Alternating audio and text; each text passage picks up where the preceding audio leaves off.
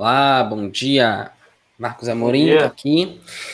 Vamos iniciar o nosso segundo encontro do Mastermind de Semeadores Digitais. Estamos todos aqui. E a palavra está aberta a quem quiser falar.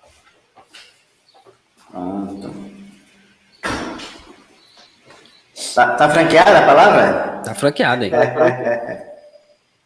Maravilha. Vou deixar o Fernando falar, que o Fernando é que é o cara que fala com uma porra. Não, hoje é vocês conversam, que eu tô acordando no tranco ainda aqui, viu?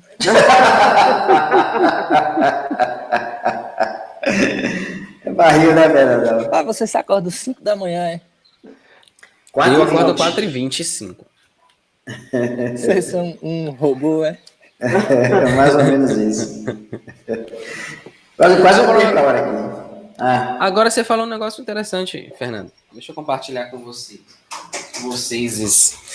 que eu recentemente estava conversando com o Pita sobre, tem uma técnica chamada sono polifásico. O cara dorme em intervalos regulares de tempo e, teoricamente, ele precisa dormir muito menos para ter o mesmo nível de energia que ele teria dormindo 8 horas. E aí eu resolvi me exercitar, fazer isso, né? Tem um cara que eu gosto muito, o nome do meu filho é o nome dele, que é Nikola. É um cientista chamado Nikola Tesla. E esse cara dormia 2 horas por dia, nas 24 horas. Aí como é que ele fazia? A cada 4 horas ele dormia 20 minutos. Aí eu falei, pô, vou fazer isso aí também. Aí fiquei nessa uns 3 dias. Consegui durar 3 dias na brincadeira aí. No primeiro dia foi bem. Quando chegou de madrugada, começou a dar um sono, eu parava, dormia 20 minutos e voltava. No segundo dia, foi bem também. Só que eu comecei... No primeiro dia foi engraçado, porque eu dormi os 20 minutos, depois eu acordei muito bem. Quando chegou no segundo ciclo, de dormir os 20 minutos, eu deitei para dormir, só que eu não descansei. Tipo, só como se eu tivesse só fechado o olho. E aí voltei novamente. E assim foi. No segundo dia, eu falei assim, pô, só vou deitar para dormir quando eu tiver com sono, cansado. Aí eu deito, durmo 20 minutos e volto. Comecei a fazer assim. E aí, o porra foi acumulando, velho. Foi aquela coisa, tudo era apenas uma brincadeira e foi crescendo. E aí eu me leei, porque eu comecei a ficar muito cansado, com muito sono mesmo.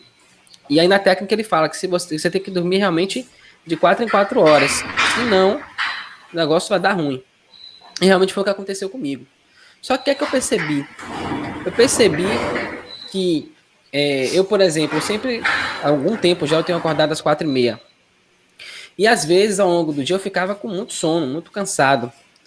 E eu ficava, tipo assim, me sentindo culpado de tirar um cochilo pra me recuperar, sabe? Eu ficava, não, pô, gente, vou dormir durante o dia, sou preguiçoso.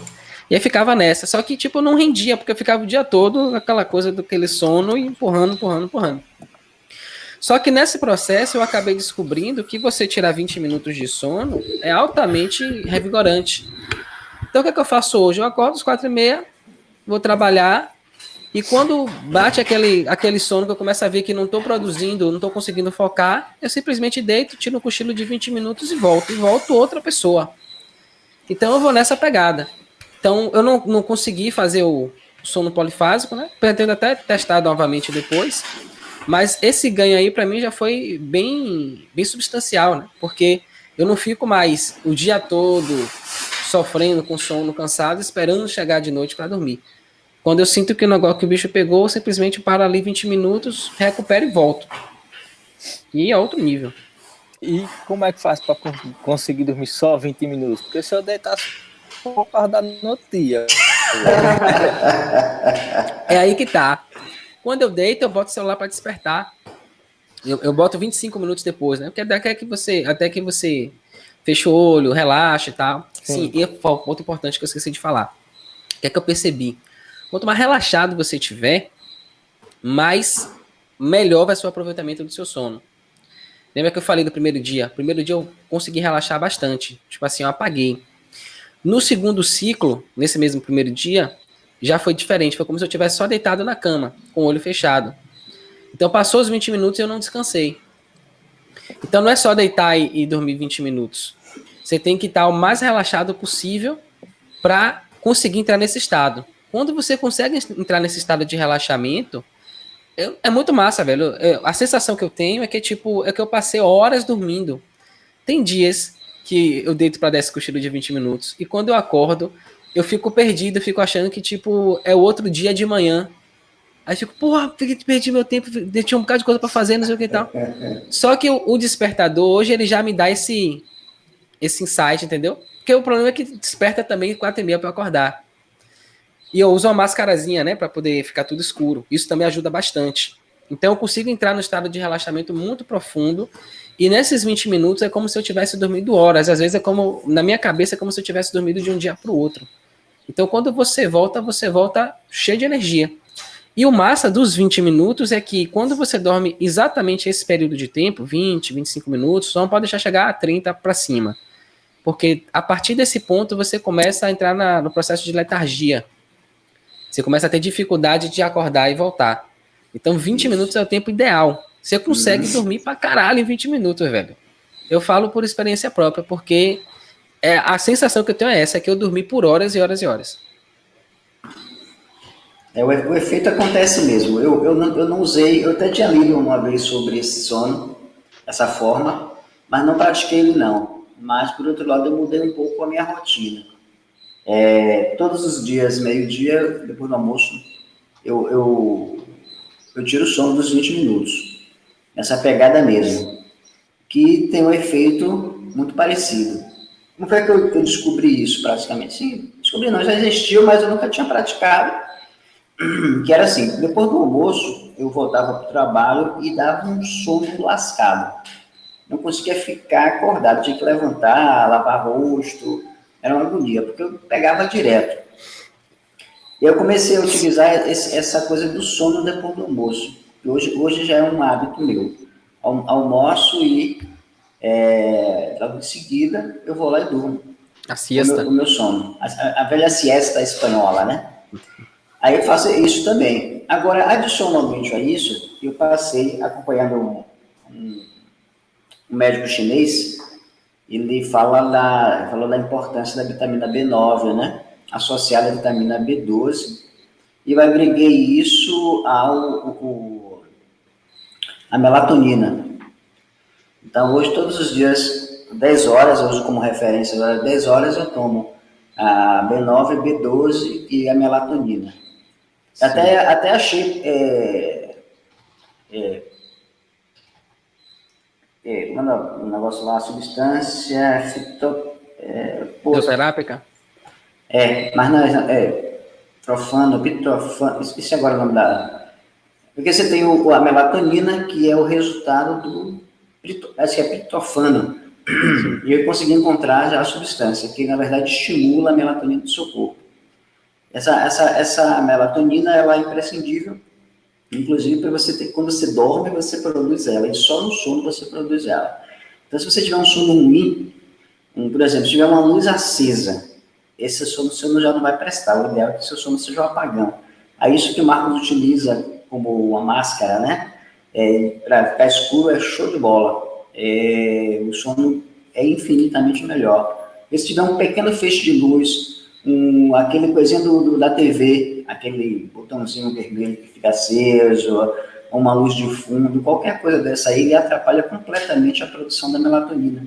Só vai acontecer se você tiver uma escuridão total, é que ele passa a produzir. Então, com o uso do triptofano, me lembrei agora. Triptofano é precursor da melatonina. Isso tudo é natural, você tem no seu corpo, ele produz. Agora você pode estimular. Então, quando a sua noite você tem um sono ruim, se você ficar acordando de noite, então aquela produção é completamente prejudicada. Aí você acorda no dia seguinte lascado. Você está quebradão, o seu sono é muito ruim. O seu dia fica muito ruim, porque o sono foi ruim. Então, quando você faz isso, você ajuda, né, nesse processo. Então, hoje, por exemplo, tem vezes que eu vou dormir 1h da manhã. E vou dormir legal, assim, tá na hora, bateu tá na hora de dormir. Acordo 4h20 e acordo inteirão. Não boa assim, sabe? Sem ficar, assim, no bambo durante o dia. Agora eu faço isso tudo, né? Hoje eu acordo 4h20 o celular desperta, eu levanto. meio-dia, depois do almoço, no caso, né? Às vezes acontece quando eu almoçar um pouco mais tarde, tanto que às vezes quando chega na hora do almoço dá um sono, aquele sono na zorra, às vezes eu prefiro até dormir do que comer. Mas quando eu tenho que comer, eu como logo, aí depois eu vou, durmo e pego lá meus 25 minutos de sono. E vou, rapaz, colado até 1 hora da manhã de boa, sem cair pela tabela. Quando eu chego, começa a cair pela tabela, é lá para 1 hora da manhã. O sono começa a chegar assim para me derrubar, sabe? Eu faço isso hoje. Essa é a minha rotina, digamos assim. Nossa.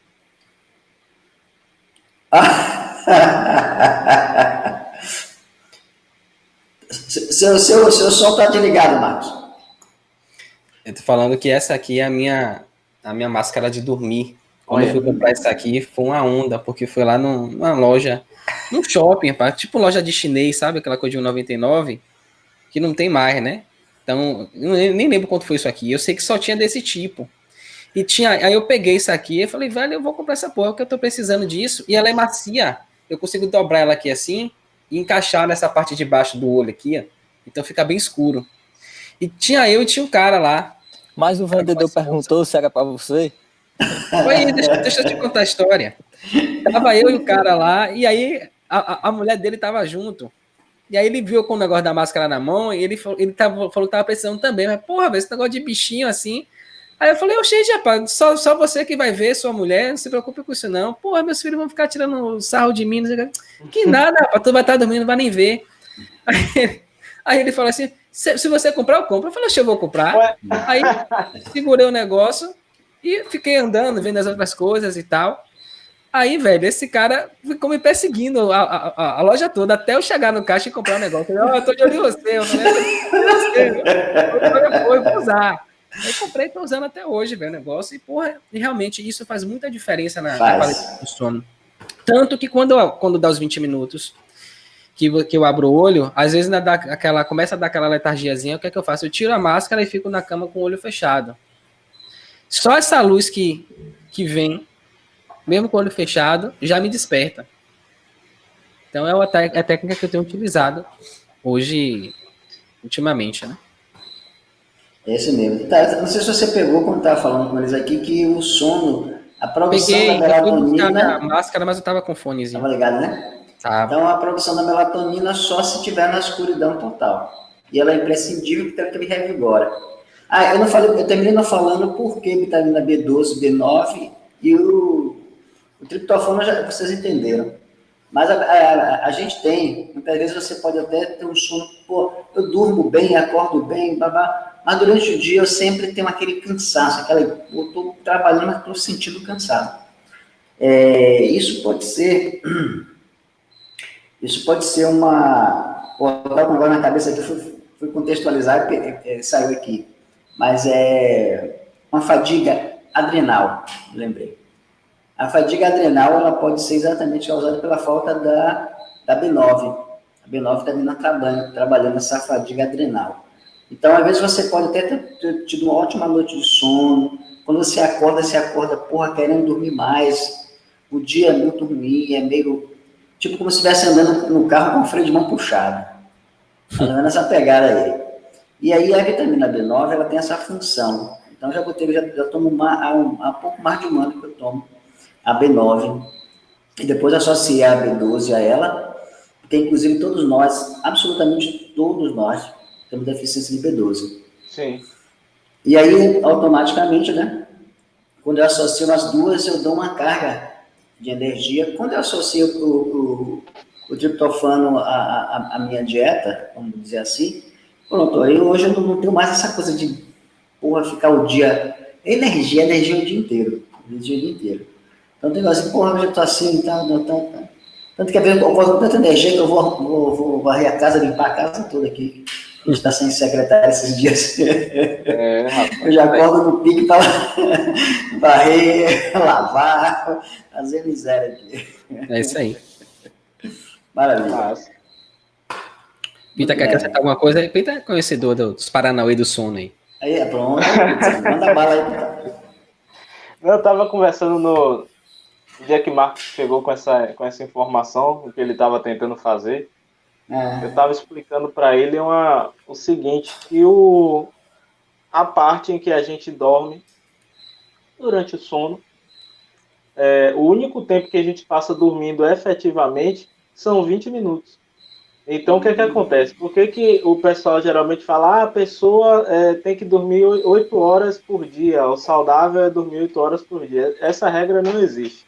O que acontece é que a maioria das pessoas demoram um certo tempo para poder alcançar esses 20 minutos.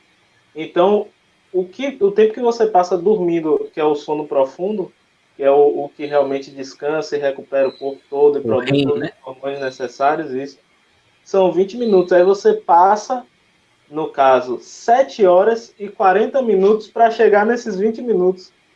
Porra.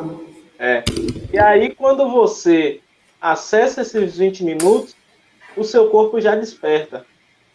Só que, no momento em que você ultrapassa esse limite de tempo, seu cérebro esquece que você passou pelos 20 minutos e começa a contar de novo.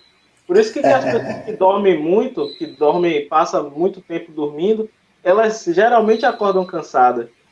Porque o cérebro não entendeu que ele terminou o ciclo, e aí ele começa a recontar, e aí quando você acorda, você está no meio do percurso para chegar no sono profundo de novo. Aí você já está esgotado. A energia que você ganhou nos 20 minutos, você já gastou toda. É daí. Interessante, cara. Tanto que eu falei com o Marcos que tem pessoas, um dia que eu estava fazendo essa pesquisa, encontrei algumas pessoas que não dormem mais, assim, não dormem mais como no sentido tradicional. Sim. Não dorme mais há 20, 25, 30 anos. Porque ele só dorme os 20 minutos profundamente, desperta e continua a vida. Imagine você só dormir 20 minutos no dia. Porra. Show de bola. Não, mas hoje eu durmo menos.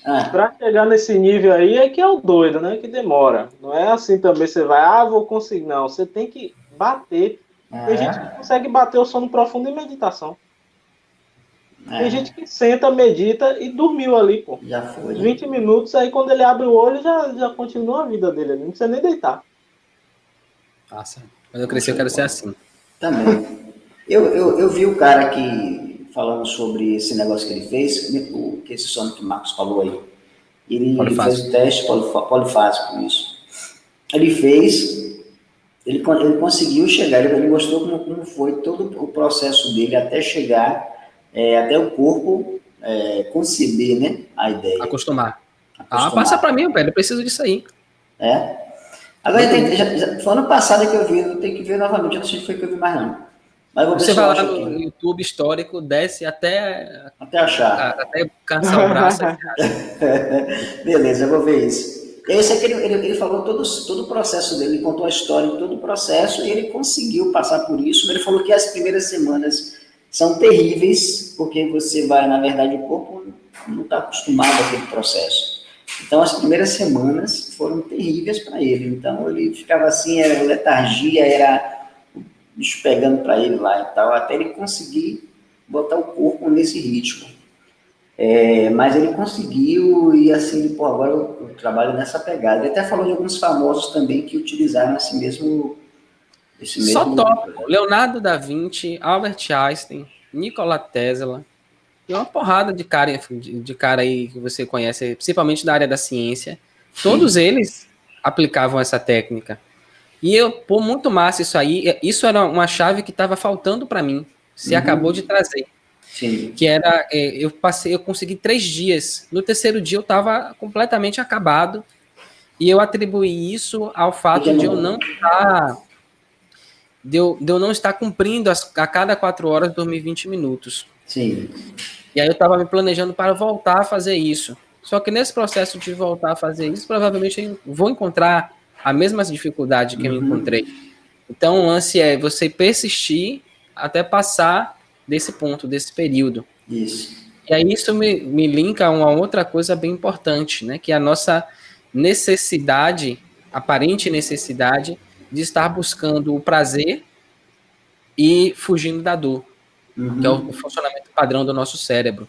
E a gente deixa de aproveitar e de descobrir coisas que são fantásticas, que são maravilhosas, porque a gente passa o tempo todo fugindo da dor. Não você vai ficar procurando dor, mas, tipo, a gente deixa que isso pare o nosso caminho, deixa que isso pare o que a gente precisa fazer.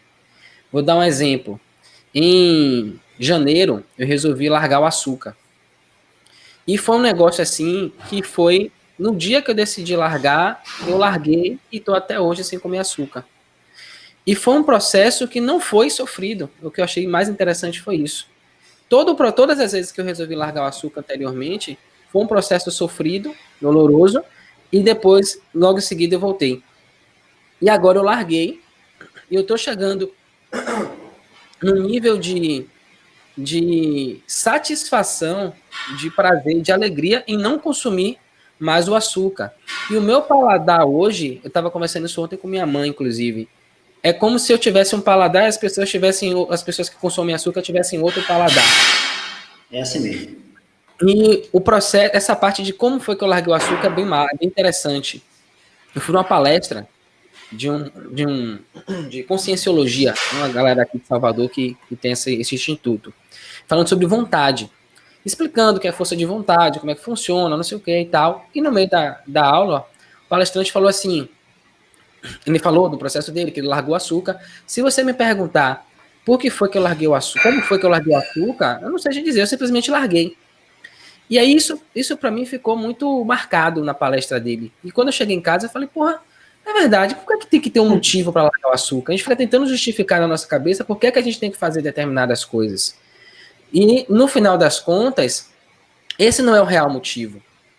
O real motivo é o seguinte, tipo, vou largar o açúcar. Ah, por quê? Ah, porque eu tô muito gordo, porque é mais saudável, porque vai ser melhor para mim. Isso tudo são desculpas que a gente dá pra gente mesmo para dizer que eu vou fazer.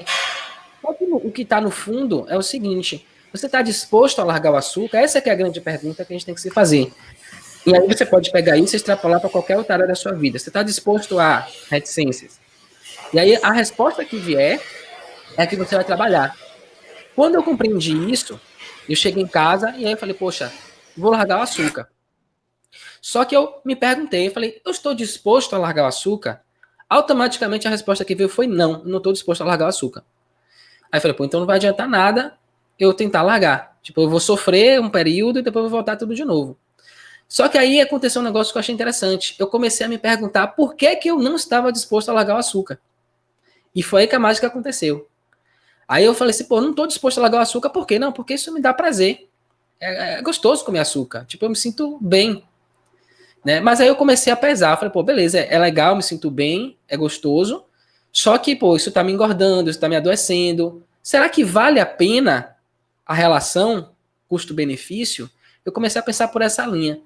E aí eu fui conversando, como se eu estivesse conversando comigo mesmo. Eu costumo dizer que tem dois de você, né? Tem você e tem um outro você que você conversa lá dentro da sua cabeça. E nessa conversa eu fui chegando à conclusão de que não tinha nenhuma, 5 exatamente. Eu fui chegando à conclusão de que não tem nenhuma vantagem, nenhum benefício em consumir açúcar. E quando eu cheguei nessa certeza, nessa convicção, simplesmente eu não queria mais comer o açúcar. Não tinha nada, tipo assim, eu costumo dizer, tipo, minha esposa tem esse problema, né? Poxa, ontem mesmo, ontem, poxa, eu tô aqui querendo comer não foi nem açúcar, foi temaki, querendo comer um temaki. E por que você não come, velho? Pô, não, vou ter que segurar aqui, eu tô tentando não comer. Aí eu falei, não vai se lascar, véio. Você vai comer, não tem jeito não. Aí ela, pô, velho, mas eu tô falando a verdade, tô sendo sincero, você quer que eu lhe diga como é que resolve? Ah, fale aí. Aí contei essa história pra ela. Logicamente ela não aceitou e foi embora. Mas é verdade, porque quando você tá nesse processo de eu tô tentando fazer alguma coisa, o que é que significa eu tô tentando? Tem eu aqui, tem uma barreira e tem a coisa que eu quero do outro lado. O único motivo de eu não estar fazendo aquilo é por causa da barreira. Só que quem colocou a barreira lá fui eu. E poderia ter sido qualquer outra pessoa que colocou essa barreira. O que é que acontece? No momento que a barreira sai do meio do caminho, eu vou lá e conecto com aquilo que eu queria fazer. Então é por isso que é muito sofrido. Porque tem uma coisa entre você e aquilo que você quer. Quando você procura pensar, avaliar qual a importância que aquilo tem na sua vida, só o fato de você refletir sobre isso já muda a sua visão sobre aquela coisa. Você coloca consciência naquele ponto. E a partir daí você consegue avaliar com mais clareza se aquilo realmente é algo importante para você ou não. E se não for, você pode tomar a decisão de não fazer mais. Não quer dizer que você não queira. Nos primeiros estágios, eu tinha esse processo de me dava vontade de comer o açúcar, e aí eu pensava, falei, poxa, eu tô com muita vontade de comer açúcar, de comer, tipo, eu era tarado por açaí, todo dia eu queria comer açaí. No dia que eu decidi parar de comer o açúcar, minha esposa ficou com vontade, ela já estava enjoada de açaí, não conseguia nem ouvir falar, que todo dia eu falava de comer açaí. No dia que eu falei, vou parar de comer açúcar, ela deu uma vontade incontrolável de comer açaí para ela.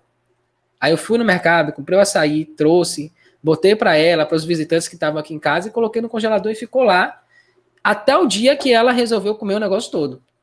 Enrolou aqui, e eu ia lá, olhava o açaí, abria, cheirava, tampava, botava lá de volta, e não tinha vontade de comer o açaí. E quando surgia a vontade, eu pensava assim, eu falei, poxa, eu tô com vontade de comer o açaí. Eu não negava, eu aceitava aquilo. Só que eu dizia, mas eu escolho não comer. E pronto, bastava, era o suficiente para abandonar o açúcar. Depois de aí 3 meses fazendo isso, além disso, eu resolvi mudar minha alimentação também. Eu parei de comer carne, qualquer coisa de origem animal, comecei a praticar uma alimentação vegana. Por causa do seriado que Pita me... No mesmo dia do Conversa do Sono, tá meio que um replay da conversa que a gente teve, né? No mesmo dia da Conversa do Sono, a gente teve uma conversa também sobre alimentação. E ele me indicou um seriado, um documentário no Netflix chamado Dieta de Gladiadores. Isso. E lá eu vi vários esportistas de alto nível, não é qualquer cara. Pessoas que têm um nível de energia, um nível de atividade acima da maioria das pessoas. Pra você ter ideia, tem um cara lá que é ultramaratonista, o cara ganhou 7 ou 8 vezes uma porra de uma maratona de 3.500 quilômetros. Teve uma mulher que era ciclista e ela resolveu adotar o estilo de vida vegano, já estava para se aposentar, foi para as Olimpíadas e ganhou medalha de ouro. Tem um cara que ele é recordista, homem que carrega mais peso no mundo. Esse cara só come vegetais. E aí, durante o seriado, eles vão mostrando quais são os benefícios de você comer apenas os vegetais e que você... mas pô, você vai ficar fraco, você não vai conseguir... não vai gerir proteína suficiente. E eles vão mostrando que nada disso é verdade. Fala, porra, o touro só come vegetal. O gorila só come vegetal. Se você ficar 2 minutos na frente dele, estraçalha você. Então, de onde é que eles tiram a proteína deles se eles só comem vegetais? E aí eles foram fazer os estudos e chegaram à conclusão de que quem come apenas vegetais, ele consegue, inclusive, o dobro de proteína de uma pessoa que come carne animal. Então é como se você estivesse comprando, por exemplo, você tem a cadeia produtiva, você tem a indústria, você tem o atacado, você tem o varejo. A indústria produz. O atacado compra o da indústria barato e revende para você mais caro. Então na cadeia alimentar é o mesmo processo. Então é como se os vegetais, né, a parte mais vegetal, mais natural, fosse a indústria, então ela produz, ela gera energia, aí você tem um atravessador, que são os animais que comem os vegetais, e você come os animais. Então, quando você recebe aquilo, você está pagando mais caro por aquela energia. Então, você recebe menos energia, você come em maior quantidade e recebe menos energia. Quando você come vegetais, você está indo direto na fábrica, você está comprando muito mais barato, você está recebendo muito mais. E aí eu falei assim, porra, eu quero isso para mim. Inclusive o Lewis Hamilton, né, que sou fãzaço de Fórmula 1, o cara é 6 vezes campeão mundial, e esse ano ele soltou uma declaração que eu fiquei sem entender a princípio. Ele falou, esse ano eu vou arrebentar a boca do balão, eu nunca me senti tão bem em toda a minha vida. Podem vir com o melhor que vocês tiverem, porque eu vou botar pra lenhar. E aí quando eu vi isso, eu falei, porra, velho, o cara tá arretado mesmo, tá ficando arrogante e tal. E quando eu vi o seriado, inclusive ele participa, uma participação bem pequenininha no final, ele falando desde 2016 que ele é vegano, e que ele nunca se sentiu tão bem em toda a vida dele. Eu não tenho, sei lá, acho que vou fazer 1 mês, 3 semanas agora que eu tô nesse estilo de alimentação, e eu nunca me senti tão bem em toda a minha vida. Do ponto de vista fisiológico, corporal, é como se fosse outro corpo.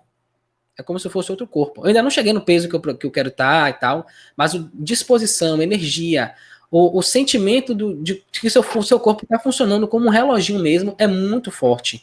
É uma coisa indescritível.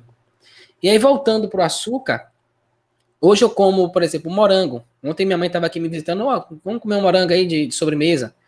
Ah, não gosto de morango, não. Eu gosto azedo, amargo, sei lá. Eu falei, rapaz, pra mim eu tô sentindo doce. E eu comecei a comer morango e era a sensação de que é como se tivesse colocado açúcar no morango, né? E aí eu comecei a comer, ela comeu um, dois só e acabou.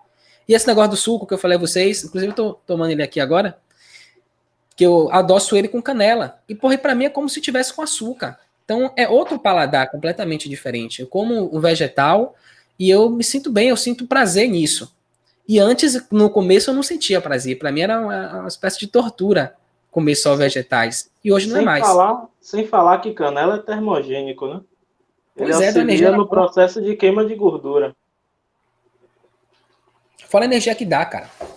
E assim, é um suco, não sei se é por causa desse. Provavelmente sim. Que engraçado. Eu faço suco, dependendo do dia, minha esposa fala: rapaz, esse suco tá amargo pra porra. E pra mim, tipo, tá super doce, tá ótimo, tá maravilhoso o suco. E pra ela não é a mesma experiência. Então eu tô começando a sacar que faz muita diferença isso. Você mudar os seus hábitos alimentares, os seus hábitos do sono. É como a sensação é aquela realmente que tem lá no documentário. É como se você estivesse se transformando numa máquina. É a sensação que eu tenho. Cara, até aqui a gente tratou de alguns pontos referentes a processos de mudança. Isso. E aí tem uma estratégia bacana nesse lance. Sempre que você precisar tomar alguma decisão, seja de mudança, seja na parte criativa, de você, sei lá, para o negócio, você precisa de um insight novo, uma estratégia nova, de um planejamento novo, ó, tudo referente ao negócio ou da sua vida mesmo, pessoal. Qualquer coisa que você precisar tomar uma decisão de mudança, tem uma estratégia legal que quem utilizava essa estratégia, e poucas pessoas sabem, e até o sucesso é decorrente muito dessa estratégia, por declaração do próprio, foi o Walt Disney. Sempre que ele precisava ter uma ideia nova, sei lá, uma história nova, um personagem novo e tal, e na sala dele ninguém entendia, velho. Na sala dele tinham 4 mesas. A dele, a que ele ficava sempre, e fora isso tinha mais 3 mesas. E o pessoal ficava sem entender o porquê que tinha mais 3 mesas na sala. E aí ele explicou, um dia ele explicou o seguinte, que as 3 mesas ali é para reunião. Só que é ele mesmo que faz a reunião, mais ninguém. Aí uma mesa senta o sonhador, na outra mesa senta o realista e na outra mesa senta o crítico. Aí no caso de uma mudança, tipo, vamos falar dos hábitos alimentares. Você vai para uma mesa, que é a mesa do sonhador. E ali você está livre para você ser o que você quiser. Você pensar o que você quiser ser. Você colocar todos os pontos e falar, pô, isso aqui vai me trazer uma vida melhor. Eu vou ter um hábito mais saudável. Isso aqui vai me trazer vários benefícios e tal. Eu vou ser assim, assado. Eu vou conseguir tal coisa. Eu vou conseguir render assim. E aí, pronto. Você terminou ali a colaboração do sonhador. Você vai para a mesa do realista. Aí na mesa do realista você também tem que ser direto, velho. Você não pode, tipo, ser. Não que você vai se massacrar de propósito, e nem você pode permitir que você alivie para o seu lado mesmo. Porque não, você vai conseguir. Geralmente o realista não vai fazer isso com você. Ele vai falar logo, velho, você vai fazer essa mudança que foi aquilo que você falou. Você está disposto a mudar? Ó, vai acontecer tal coisa, você vai sentir isso, você vai sentir indisposição, você vai ficar estressado, você vai ficar com medo, você não vai conseguir, velho. Tipo, o realista, ele vai mais para esse lado aí, ele vai ter assim, ele mostra nos números. Vai dar ruim. Vai dar ruim, velho. Você tem força mesmo para fazer um negócio desse? Isso para tudo, velho. Até para abrir um novo negócio, qualquer coisa. Senta com os 3, e aí o crítico, você, depois que terminou a participação do realista, você vai para a mesa do crítico. O crítico é aquele cara que está à parte, tanto do sonhador quanto do realista. Tipo, é aquele cara que não conhece nenhum dos dois, ele não está nem aí para você. Ele só está ali para julgar a, a, a participação de cada um. E aí você está de fora, você analisa o ponto do sonhador, você analisa o ponto do realista, e ali você tira uma base, você tem um julgamento no final. E dali você consegue tirar a decisão final, analisando os contrapontos do sonhador e os contrapontos do realista. Ele sempre fazia isso para qualquer coisa, velho. E aí o cara, porra, é o Walt Disney, né, velho? Aí você vai falar o quê? Ah, isso não funciona. Sabe, o Walt Disney funcionou, velho. Se funcionou para ele, funcionou para mim. E, rapaz, fala, Lindão. Só dizendo que é interessante isso. Muito interessante, pode falar. Sim. É fantástico, rapaz. Os caras que. Engraçado que você, quando você começa a estudar, e aí daí a importância de estudar, a importância de conhecer o passado, de conhecer a história, né? Você começa a ver que nada disso que a gente está discutindo aqui é novo. Os caras já faziam isso há muito tempo atrás. Né? E a gente fica nesse. A gente vive numa sociedade que não busca isso, né? Não busca esse crescimento, não busca. Eu costumo usar a analogia de empurrar a caixa de papelão, né? A gente vive dentro de uma caixa de papelão fechada e a gente acredita que a vida é aquilo ali e acabou, que não tem nada que a gente possa fazer. E aí você começa a desconfiar de que tem alguma coisa errada. Pô, não é possível que isso é assim. Não deveria ser assim.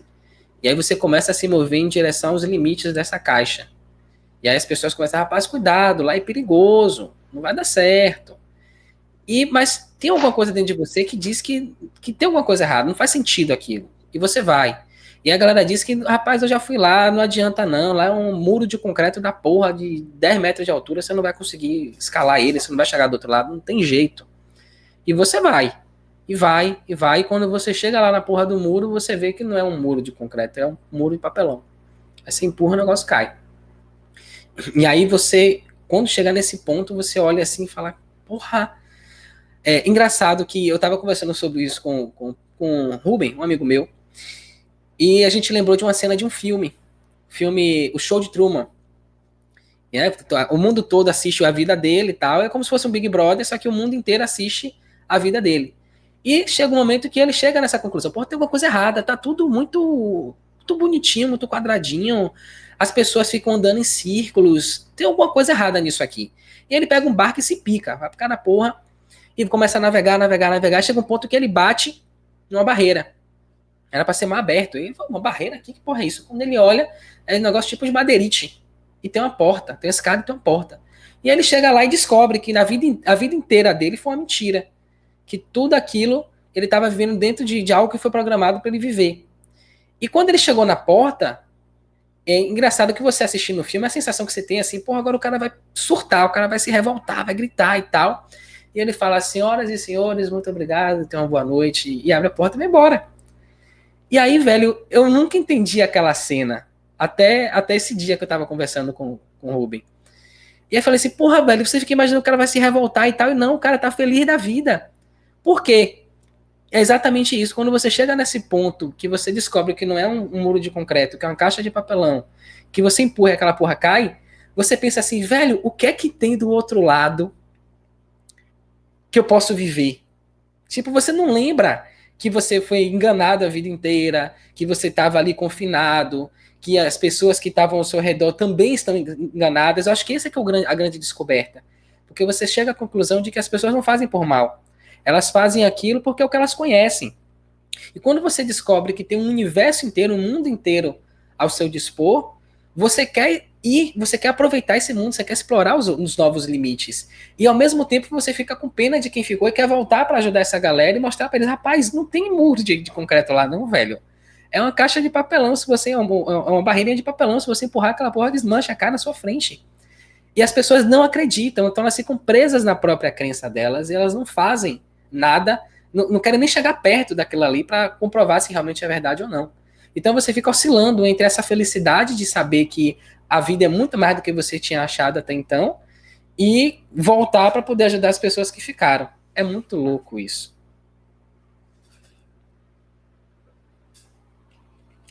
Fernandão, meu irmão, fala alguma coisa aí. Hoje eu só tô aprendendo hoje. Ninguém é tão Mas ninguém é tão grande que não possa ensinar. Não, ninguém é tão grande que não possa aprender, nem tão pequeno que não possa ensinar, mesmo.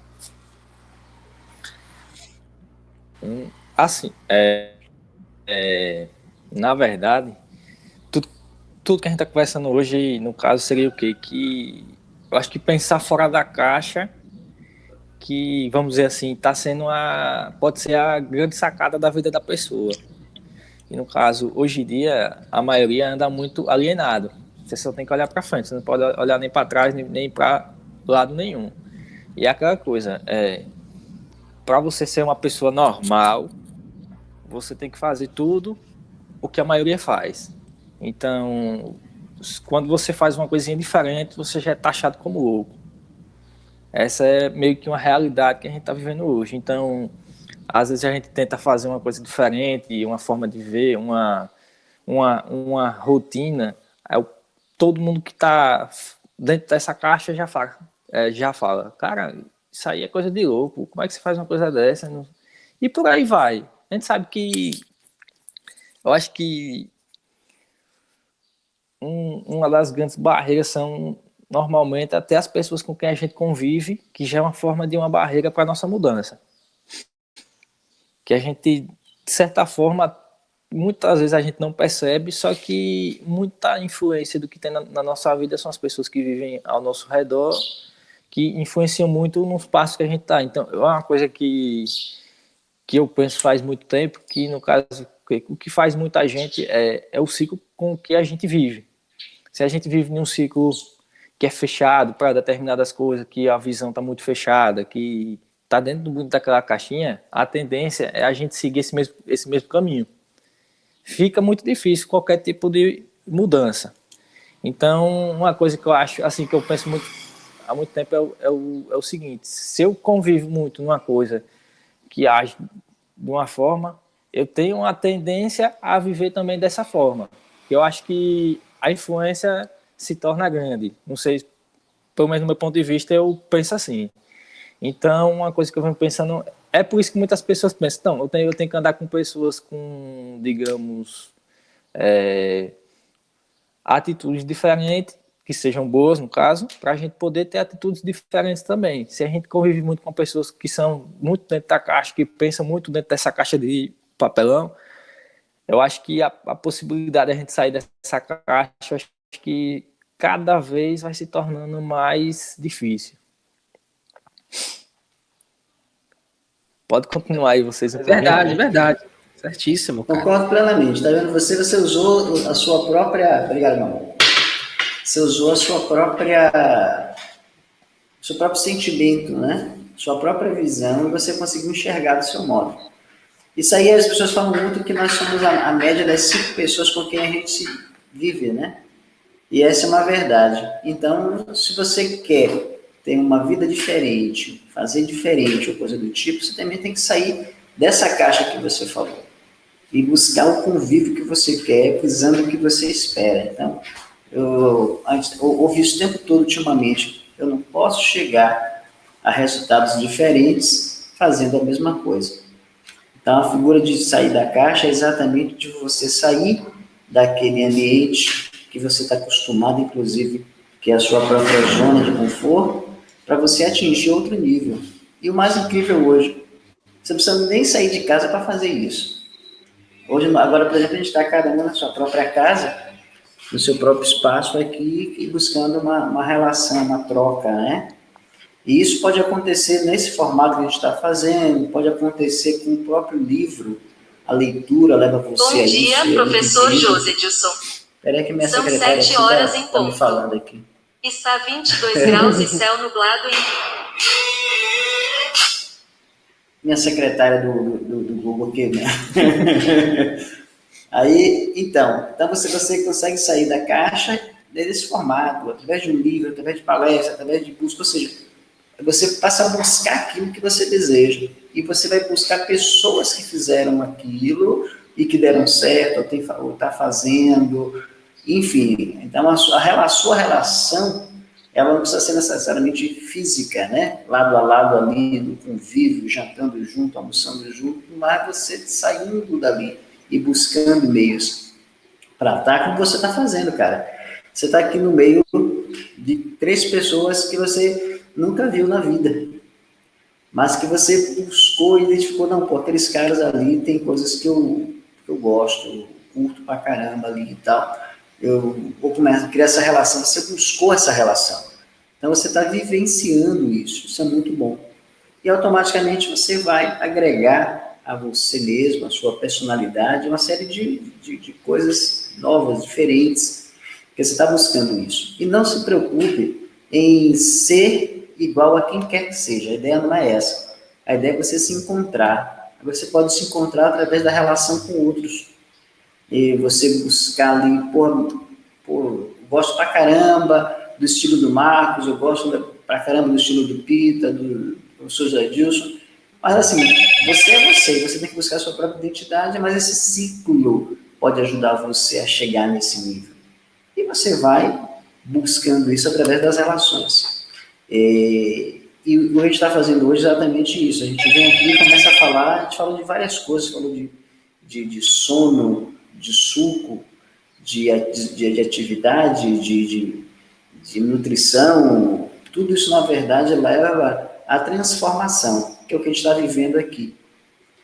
Nós somos semeadores, como diz o título do nosso grupo, e isso envolve uma série de fatores. Pode parecer que a gente está divagando aqui, mas observe que o ciclo da nossa conversa circula em torno de transformação, de você fazer algo que transforme, melhore seu sono, seu despertar, melhore sua alimentação, seu corpo, melhore a sua imunidade, melhore a sua perspectiva, enfim.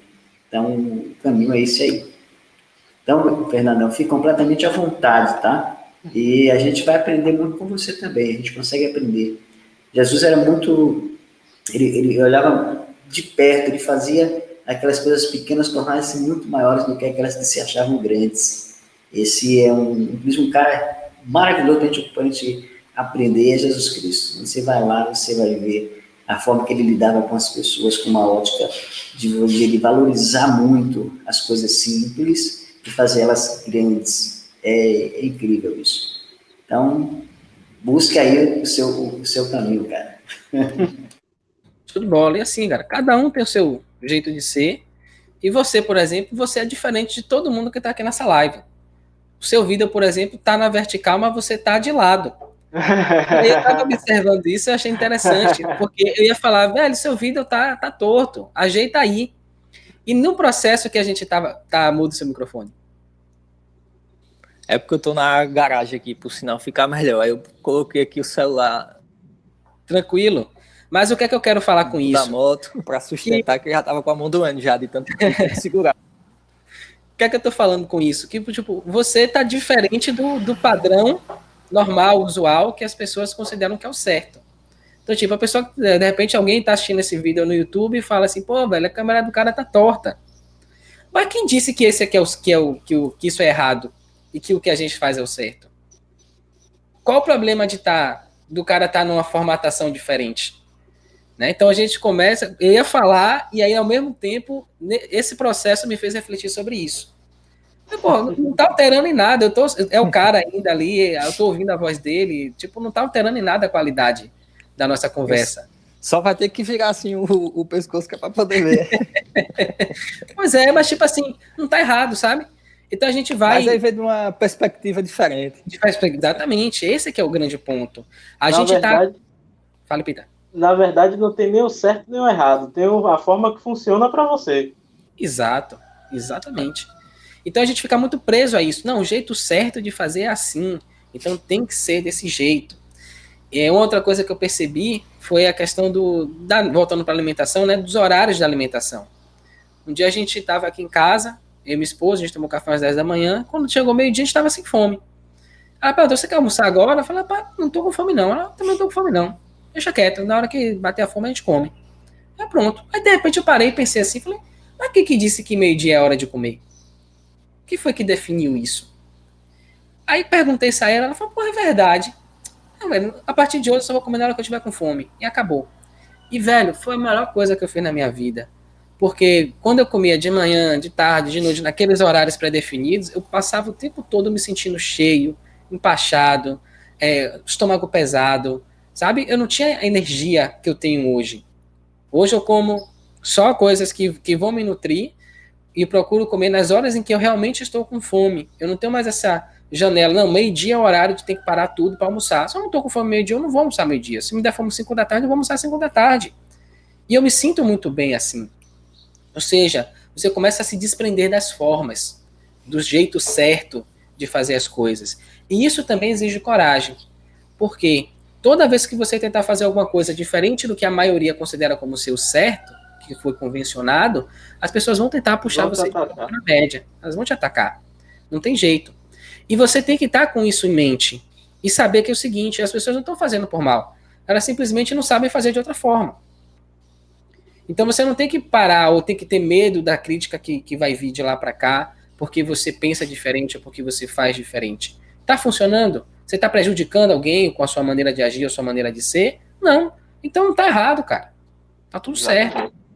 E as pessoas não conseguem entender e respeitar isso. E o engraçado de tudo é que, desde que quando eu comecei a enxergar dessa maneira diferente, eu comecei a ter muito mais respeito pelas pessoas que pensam diferente de mim. Antes eu queria mudar todo mundo. Não, o certo é esse, velho. Você tá pensando errado, não sei o que e tal.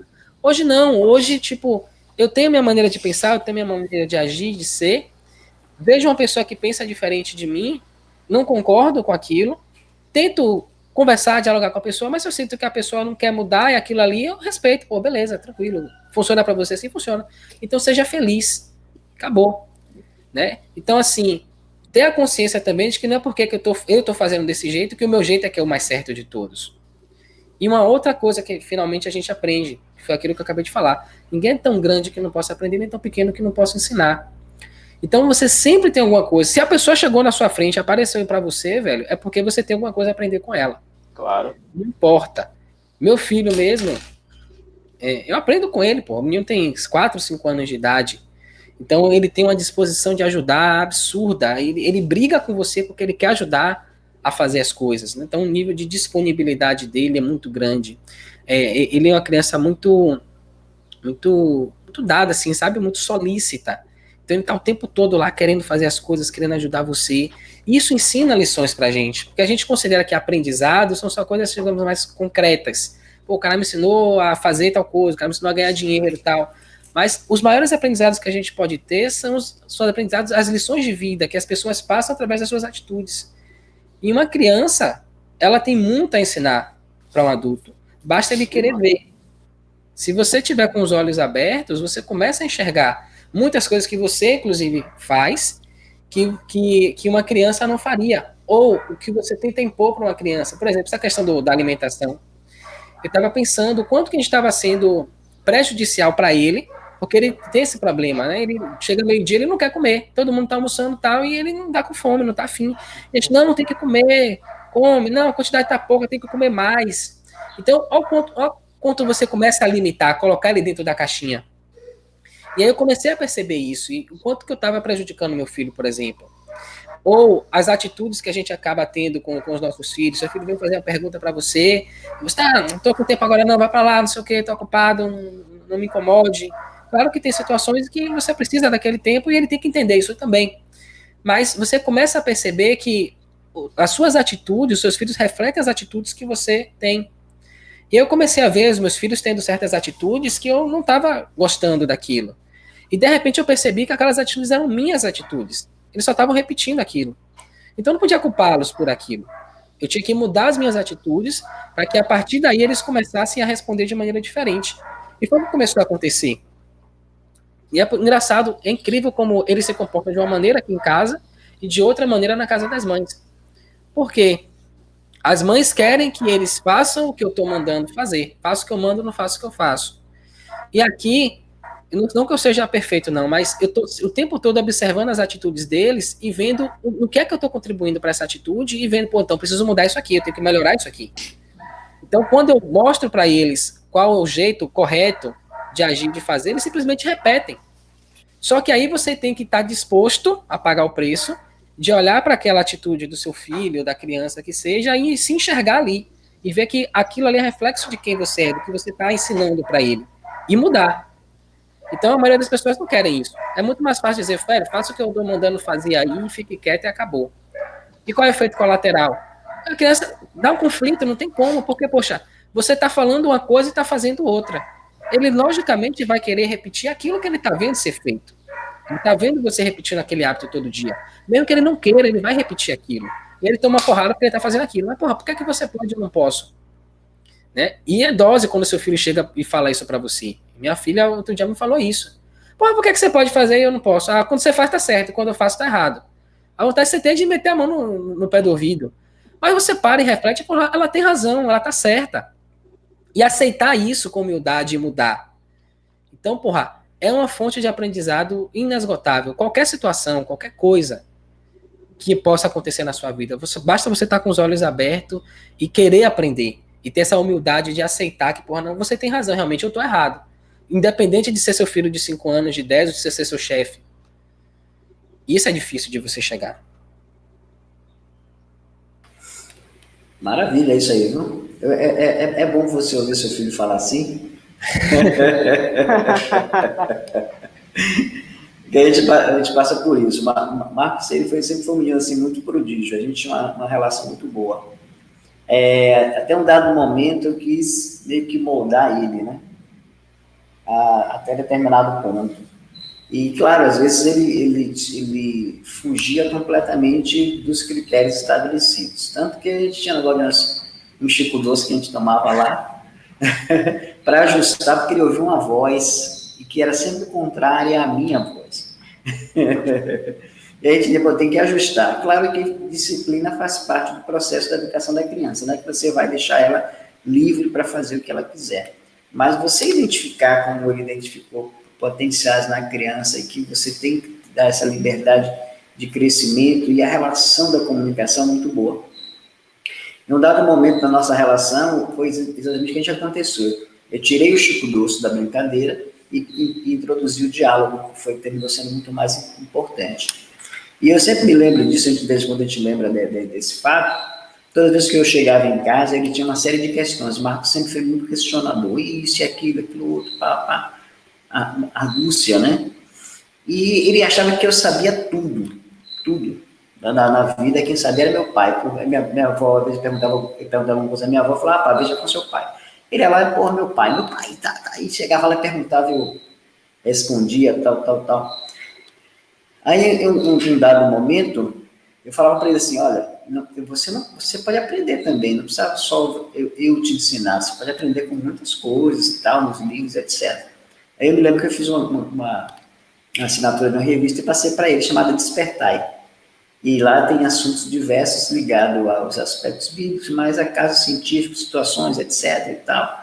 E aí ele adorava a revista. Vai lendo aí, cara, vai lendo aí que você vai gostar. Aí, porra, teve um dia que eu cheguei em casa, cara. Ele chegou, eu estava ansioso para eu chegar. E ele foi o dia que eu demorei de chegar em casa. E ele chegou lá, meu pai, já estava querendo perguntar. O senhor sabia que a formiga tem 2 estômagos? Eu falei, cara, 2 estômagos? Não sabia não, velho. Rapaz, esse bicho parecia que era uma festa. Pulou, uma coisa que meu pai não sabe. E aí, nesse momento em diante, eu falei para ele, filho, tem muita coisa que eu não sei. Eu não sei de tudo.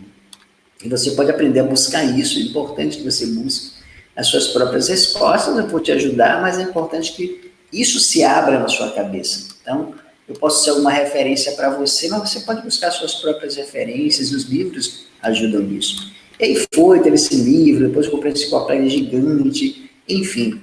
E aí ele tornou esse cara aí, hoje, como pesquisador, buscador, e isso é importante. Talvez para mim, como pai, tolher, não, pode perguntar tudo para mim, porque eu sei tudo. Talvez tivesse sido a pior coisa, talvez ele não fosse o homem que ele é hoje. Talvez não. Mas pensando do ponto de vista de que quando você abre um universo para o seu filho, respeitando inclusive as qualidades dele, e o que ele falou eu concordo plenamente, porque eu aprendi muito com ele desde cedo, aprender coisas na relação com as pessoas que você vive, com seu filho você aprende muito mais. Então, aquela coisa de você assim, não, meu filho não pode me ensinar nada, porque eu tenho muito mais experiência de vida, porque, porra, eu tenho 20 anos, ele tem 1 ano, 2 anos, eu vou aprender o que com uma criança dessa? Pelo contrário, você aprende muito, ele revelou isso aí agora, e aí a gente traz isso para a nossa realidade, né? A gente consegue aprender, e voltando para Fernando, terminando a bola, Fernando, a gente consegue aprender com qualquer pessoa. A gente aprende com todo mundo. Se a gente consegue aprender com uma criança, cara, a gente consegue aprender com qualquer outra pessoa. E aí volta o ciclo, então, da informação. Porra, então como é que é a melhor forma de eu passar alguma coisa para alguém? É falar como criança. Talvez esteja o segredo, quando Jesus Cristo falou assim, quando queriam tirar as crianças... Deixai vir a mim as criancinhas. Deixai vir as criancinhas. Porque a eles pertence o reino. Então, por que isso, né? Então, a gente consegue aprender muito. E a pureza do coração das crianças é incrível. É uma coisa que você, como adulto, perde. Até determinado ponto, você termina perdendo. Então, a gente tem muito que aprender. Tem pessoas que adultos são como crianças porque elas têm uma pureza no coração delas. Você consegue aprender muito com pessoas como essas. Isso eu fico perceptivo a isso, tá? Respeito muito cada uma pessoa e quanto mais simples ela é, mais eu consigo aprender com ela. É isso aí. Inclusive, pegando um pouco do link disso de hoje, desse que vocês falaram agora no final, e uma coisa que o Fernando falou ontem, na reunião de ontem, você estava falando aí, eu estava somando aqui na cabeça, ligando os pontos dos fios, teve uma chave que eu peguei depois de eu ser pai. Eu aprendi com meu filho uma questão que é o seguinte: a criança, ela não se importa em nada com o que você fala. Ela observa o que você faz, na maioria das vezes. Então, muitas vezes, quando você dá um comando para uma criança que ela não atende, é porque ela sabe que você não é aquilo ali. Você está falando aquilo, mas você não vive aquilo. E aí, eu peguei esse código, eu peguei essa chave aí de criança para trazer para a minha vida atual. E assim, geralmente, quando uma pessoa fala alguma coisa, eu observo muito quem é a pessoa e como é a vida da pessoa. Se eu bater nas contas ali e ver que a vida da pessoa não é o que ela está pregando, esqueça, eu não vou dar ouvido para essa pessoa. É o que o Fernando falou ontem, que hoje a gente vive em um período em que muito se conta a aparência. Muita gente vive de aparência e, na verdade, a vida da pessoa não é aquilo ali que ela está mostrando. Você está vendo ela, você está vendo o que ela te mostra, o que ela expõe para você. Mas por trás, quando apagam as luzes, cortam as câmeras, a vida da pessoa é completamente avessa àquilo que ela estava falando. E aí, eu busco analisar sempre pessoas, por isso até que eu me aproximei mais do Marçal e coisa do tipo, que são pessoas que abrem a família para o pessoal ter acesso, entendeu? Então, quando você vê uma pessoa que já de início ela não te revela quem é a família dela, você pode já ficar desconfiado, porque tem coisa aí, velho. Porque se o cara tem vergonha da família, imagina do resto. Então a vida do cara já não é aquilo ali. Aí eu peguei essa chave para mim, e aí hoje eu geralmente eu faço isso. Eu busco analisar o que é a vida da pessoa, somar com o que ela tá falando, se a conta bater positivo, não, essa pessoa aí realmente ela tem relevância. Se bater diferente, eu falo, ixi, esquece, eu já descarto logo e passo para outro. Bom, estamos chegando no final desse encontro, né? Engraçado, cara, como as coisas começam, né? Quando a gente começou a conversar, a falar de alimentação e tal, pra mim, tipo, tudo tá interligado, né? Tudo tem um porquê de ser e tem uma utilidade. Mas eu não sabia que a gente ia chegar nesse final, né? Nesse processo de mudança, começou com sono, depois alimentação e tal, e falando de aprender, né? Ser como uma criança. Então é bem interessante como as coisas vão se conduzindo e elas vão se encaixando umas nas outras. E o aprendizado que isso vai gerando pra gente, né? Uma pessoa de fora, talvez, que visse isso aqui, ia pensar, pô, não tem, tipo, um mastermind não é um lugar para as pessoas aprenderem a ganhar dinheiro e tal. Na verdade, isso também está envolvido em ganhar dinheiro. Porque se você cuida melhor do seu corpo, se você cuida melhor da sua energia, você vai ter muito mais disposição, você vai ter uma mente muito mais fresca para ter ideias que vão fazer que você ganhe dinheiro, por exemplo.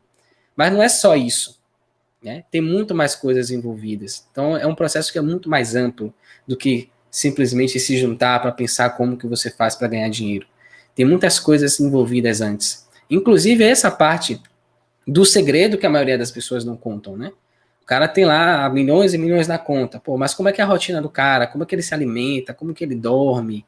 Como é que ele cuida da mente dele? Então, esses são fatores importantíssimos e cruciais. Então, pessoal, a gente olha de fora e só vê o cara tendo sucesso e tal. Ah, pô, o cara é inteligente, ou o cara já nasceu assim, o cara tem um dom. Porra, mas você não sabe o quanto que o cara estuda, o quanto que o cara gerencia os pensamentos dele, a alimentação, a energia dele, para ele conseguir fazer aquilo. Porque não consegue, cara, não adianta. Se você acha que vai empurrar tudo com a barriga e você só precisa ter uma grande ideia para você ficar rico, você não vai conseguir chegar lá. Porque não é o dinheiro pelo dinheiro. O dinheiro é só a consequência. É a unidade de medida que você consegue enxergar o quanto que o cara está sendo feliz em gerenciar a vida dele. Então é só uma pequena parte do processo.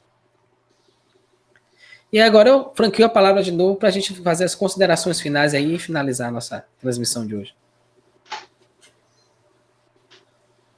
Eu acho que para complementar o que Pita falou, que ele, hoje em dia ele olha mais para as atitudes das pessoas e não para o que a pessoa fala. Eu acho que hoje em dia também, uma coisa que o pessoal às vezes pega uma determinada atitude de uma pessoa que deu certo, vamos lá, o cara é um empresário sucedido hoje, aí a pessoa tira essa pessoa como ídolo. Só que talvez a pessoa não saiba o que essa pessoa fez para chegar a esse patamar. Tem pessoas que utilizaram dos meios legais, tem pessoas que utilizaram dos meios que não, dos meios ilegais. Isso poderia ser o quê? Talvez a atitude que a pessoa levou até chegar a esse patamar, talvez não fosse, para você, não seja uma forma de personalidade que você queira ter. No caso, você você tirar o direito do outro, você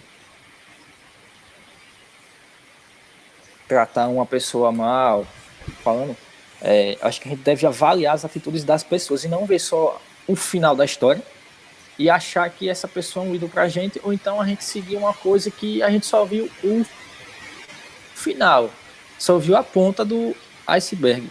Tudo que aconteceu até chegar lá, a pessoa não procura saber e acha que tudo foi um mar de rosa. Então, às vezes a pessoa sofreu bastante para chegar aonde chegou e a pessoa não avalia todo esse processo de crescimento como pessoa, como profissional que a pessoa levou até chegar a esse ponto. Eu acho que falta um pouco nas pessoas ser um pesquisador, saber mais da personalidade do outro, como é que a pessoa vive, como foi a vida dessa pessoa até chegar ao ponto que ela chegou hoje. Que eu acho que assim torna uma pessoa ídolo, ou então também assim achar que uma pessoa não presta para uma atitude final. Eu acho que isso aí é um pré-julgamento, vamos dizer assim, né? Acho que a gente não deve avaliar pelo resultado final e prestar também e prestar atenção em todo esse processo que aconteceu até chegar a esse estágio final. Porque assim, digamos assim, para tudo que acontece houve algum motivo, alguma razão que a gente desconhece. A gente não está dentro da mente de ninguém para saber o porquê que ele fez dessa forma, porquê que fez isso. Eu acho que isso é bastante importante também para o crescimento da pessoa. Eu acho que conhecer bem a pessoa, não ser um detetive, dizer assim, saber dos detalhes, mas saber os fatores importantes que determinou que a pessoa chegasse a esse ponto. Maravilha, muito bom, cara. Eu pego assim muitas chaves lá com o Marçal e é interessante como a gente vai se encontrando, né, com as pessoas. E logo no início, quando eu comecei, o primeiro vídeo que eu vi dele, falava o seguinte, ó: cale sua boca. E aí eu falei, porra, aí eu fui ver aquele vídeo do cara lá e ele falava, cale sua boca. E aí eu falei, putz. Aí, na verdade, o vídeo, ele nos leva a fazer uma reflexão muito boa, que aí vem daquela série, vai cuidar da sua vida. Hoje, quando a gente fala com alguém assim, vai cuidar da sua vida, alguém toma como uma ofensa, fazer, porra, mas é verdade. A vida do outro é do outro, certo? A nossa vida é a nossa vida. Então, se eu quiser prosperar, eu tenho que cuidar da minha vida, cuidar das minhas limitações, cuidar das minhas atitudes, o que é que eu preciso melhorar e o que é que eu preciso buscar e etc. Quando eu busco pessoas para formar o meu ciclo de vida, pessoas que podem agregar ao que eu preciso, aí sim eu vou conhecer da pessoa, mas não me envolver na vida dela, mas do que ela pode me dar e contribuir para mim, como referência, como base, como forma de me estribar ali, já que eu estou buscando um caminho e aquele cara já traçou esse caminho e deu certo para ele. E aí a busca envolve nisso. Eu acho que ninguém, absolutamente ninguém, consegue passar pela lupa, né, de perfeição. Ninguém. Isso é um fato absoluto. Eu tenho os meus defeitos, cada um de nós aqui temos os nossos também, mas quando você identifica alguém que, porra, aquele cara ali vai buscar.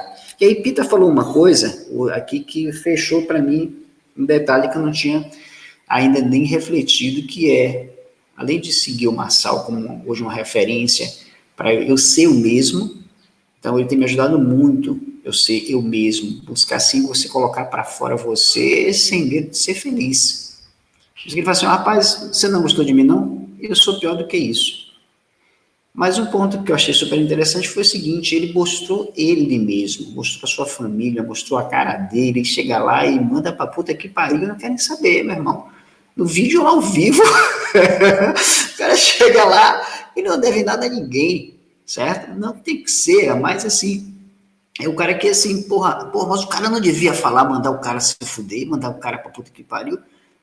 No vídeo ao vivo, com 8 mil pessoas, 10 mil pessoas numa live, aí você olha lá, quando você vai ver, algumas pessoas saíram porque se sentiram, porra, o cara falou puta que pariu.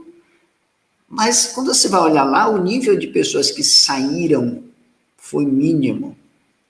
O número de pessoas que chegaram, que ficaram, foi muito maior. E as pessoas que ficaram foram exatamente as pessoas que sabem o que quer e sabem que ele consegue gerar, talvez, o resultado que elas precisam.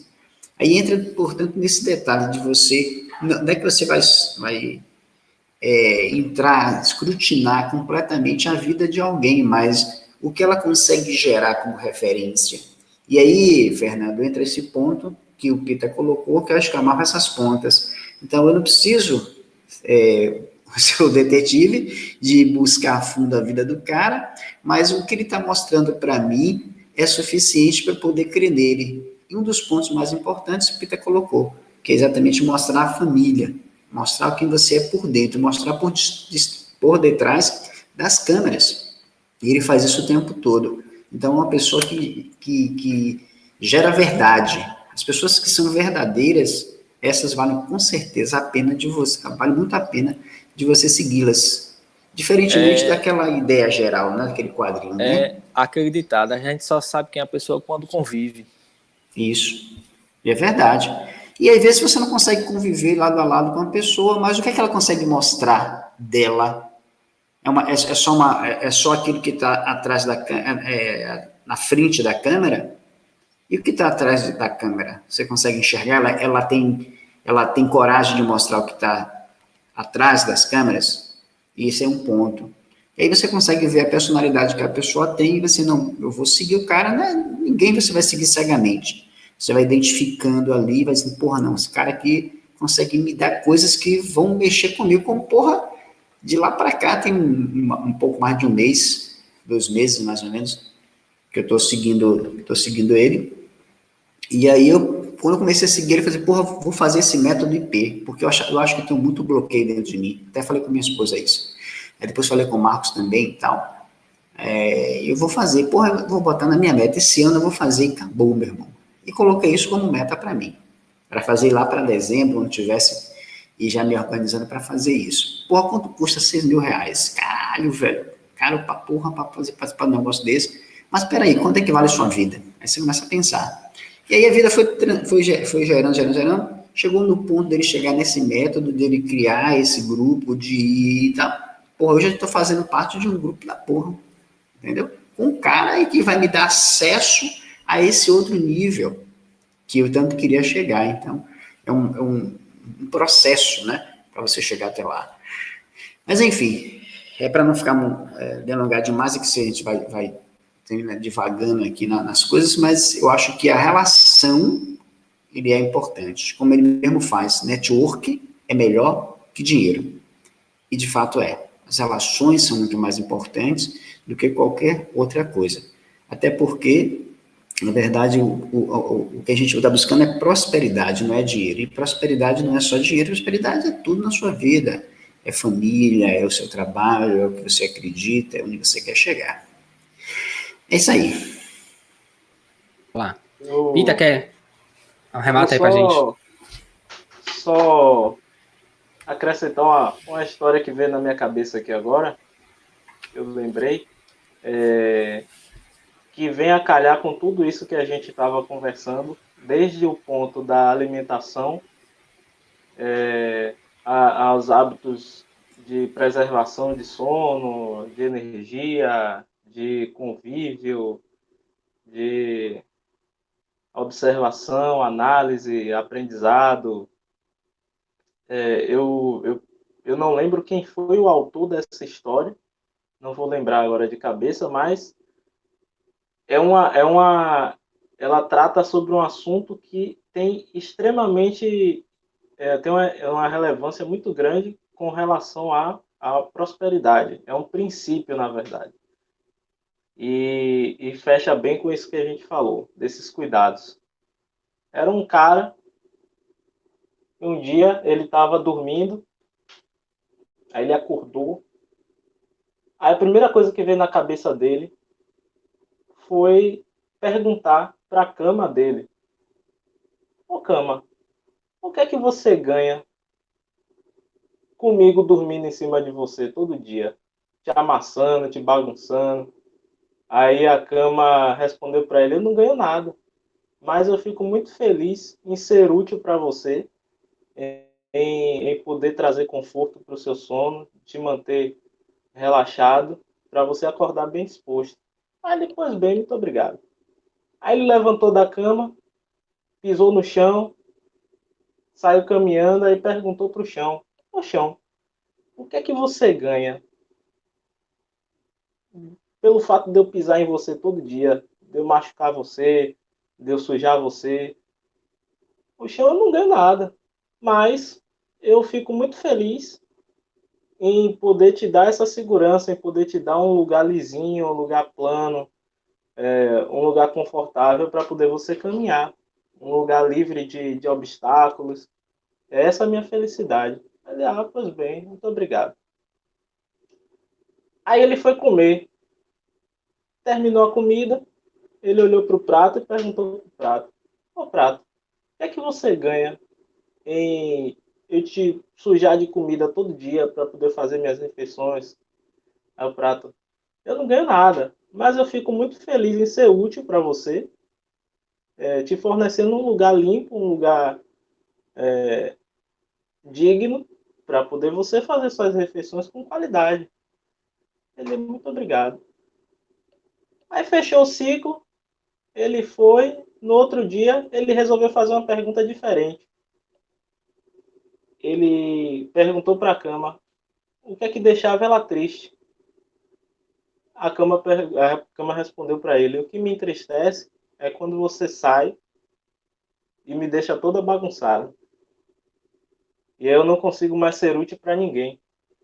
Eu não consigo mais te entregar tudo que eu poderia entregar para você. Aí ele: puxa. Aí perguntou para o chão o que é que deixava o chão triste. E aí o chão respondeu: quando você me deixa sujo, todo bagunçado, e aí eu não consigo mais ter a utilidade, que é o que me deixa feliz em ser útil para você. Aí ele perguntou pro prato, a mesma coisa. O prato respondeu para ele: é o que me deixa triste é quando você me larga lá na pia sujo, amontoado com um monte de outros pratos, e aí eu não tenho mais nenhuma utilidade. Eu simplesmente estou jogado lá e eu não posso fazer mais nada. E aí essa reflexão vem trazer o seguinte, né, que é o princípio de honra. O que é que você faz para honrar as mínimas coisas que te são úteis no dia a dia e as pessoas que estão ali ao redor de você, que também te fornecem, a 24 horas por dia te fornecem pérolas, vão te dando pérolas para seu aprendizado. O que é que a gente faz para honrar em troca? Por exemplo, temos nós 4 aqui no grupo e a gente está desprendendo uma coisa que é extremamente importante para todo mundo, que é tempo. E quando eu estou entregando aqui 1 hora e 30, Marcos também, José também, Fernando também, está te entregando mais de 1 hora de vida do dia dele. E é extremamente importante, porque tempo, né, muito pelo contrário do que muitas pessoas dizem, que tempo é dinheiro. Tempo, na verdade, é vida. É a coisa mais importante que você tem. Se você pega um milionário, que ele está lá com um câncer terminal, ele só tem mais um mês de vida, e perguntar para ele quanto ele pagaria para poder ter mais 10, 15 anos, 20 anos, ele ia dizer que ele ia te dar toda a fortuna dele. Porque se ele morrer ali, para ele não faz mais diferença, entendeu? Então não é dinheiro, não se trata de dinheiro, se trata de tempo. E aí vem essa questão. Será que nós realmente honramos tudo o que nos traz benefício durante o dia? Isso já partindo de nós mesmos, será que a gente honra ao nosso corpo, a nossa qualidade de vida por todos os benefícios que a gente dá? A gente enxerga bem, a gente ouve bem, a gente respira sem precisar de ajuda de aparelho. A gente faz tudo perfeitamente. E o que é que a gente faz em troca? Fica aí a reflexão. Rapaz, depois dessa, eu vou finalizar essa live aqui, não vou falar mais nada, que eu não quero estragar esse momento. Bom dia para todos vocês. Eu só vou pedir uma coisa, que é para você compartilhar isso aí com a gente. Aí, viu? Isso aí quero guardar. Vou finalizar aqui. Como diz Massal, o final é melhor que o começo. Bom dia. Parabéns, Pita. Fernando, um abraço. Filho, beijo, te amo. Beijo. Vou finalizar aqui. Peraí, não saiu ainda não, que eu vou finalizar aqui a gravação. Bom dia.